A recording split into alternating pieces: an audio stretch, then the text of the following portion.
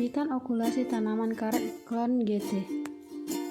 Okulasi merupakan salah satu cara perbanyakan tanaman yang dilakukan dengan menempelkan mata entres dari satu tanaman ke tanaman sejenis dengan tujuan mendapatkan sifat yang unggul.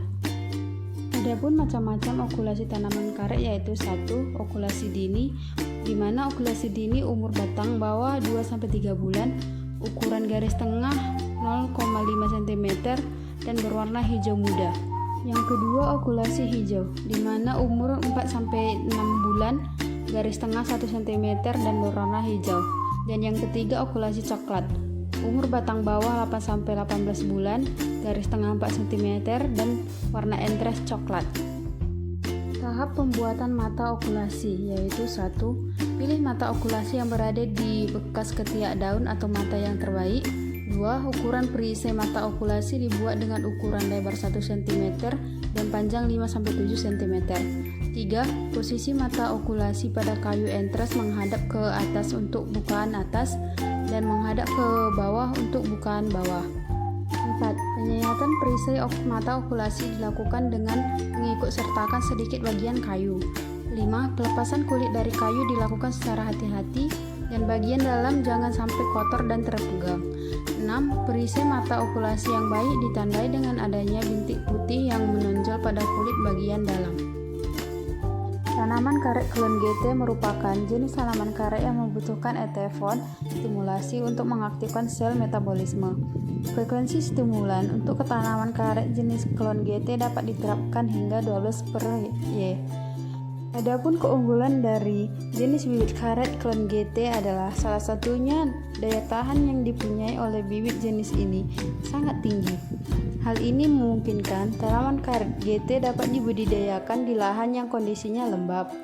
Keistimewaan yang lain dari bibit karet GT yaitu getah yang dihasilkannya tidak berkurang di musim kemarau, tetapi hasil getah di lapisan kulit kedua akan menurun drastis. Meskipun mempunyai kelebihan, bibit karet klon GT tetap mempunyai kelemahan, yaitu produksi tanaman karet klon GT lebih rendah daripada tanaman karet klon lainnya. Adapun pembuatan batang bawah sebagai berikut. Pembibitan karet bertujuan untuk memperoleh batang bawah yang mempunyai perakaran kuat dan daya serap hara yang baik. Hal tersebut dapat dicapai dengan pembangunan pembibitan batang bawah yang mempunyai syarat teknis mencakup persiapan lahan, penanganan benih, perkecambahan, penanaman kecambah, serta usaha pemeliharaan tanaman di pembibitan dan juga klon-klon anjuran untuk batang bawah seperti GT. Pendedaran biji. Benih dapat didedarkan dengan dua cara yaitu berjajar dan jarak atau biji 1 cm atau ditebar dengan posisi biji tengkurap. Keunggulan pendedaran secara berjajar. 1. Pertumbuhan kecambah relatif lebih seragam. Pemindahan kecambah mudah dilakukan. Pemindahan bisa dilakukan sampai stadium 1 payung. Selanjutnya, pemindahan kecambah harus dilakukan pada stadium metris atau stadium bintang. Kalau pemindahan kecambah terlambat, akan menghasilkan bibit yang berakar bengkok dan batang bercabang. Keenam, benih berasal dari batang induk klon anjuran. Seterusnya, pembuatan bedengan menggunakan pasir sebanyak 10 cm. Pendederan biji disusun tengkurap dengan jarak 1 cm. Yang terakhir, penyiraman dilakukan 2 kali sehari. Tahap selanjutnya penanaman kecambah. Kecambah yang baik adalah kecambah yang muncul 5-14 hari setelah pendederan.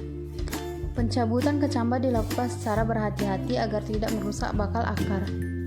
Pemindahan kecambah dilakukan pada stadia 1 payung daun dan daunnya digugurkan dan akar tunggang dipotong miring 10 cm dari lebar akar. Kecambah diangkut dengan menggunakan ember berisi air. Penanaman sebaiknya dilakukan pagi dan sore hari. Pemeliharaan tanaman di pembibitan terdiri atas 4 kegiatan yaitu penyulaman. Pembibitan paling lambat dilakukan pada umur 1 bulan. 2. Lahan pembibitan harus bebas dari gulma. 3. Penyiangan bisa dilakukan dengan cara manual dan cara kimia dengan menggunakan herbisida.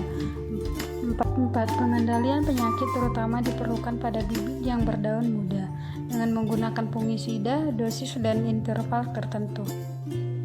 Tahap selanjutnya adalah pemupukan.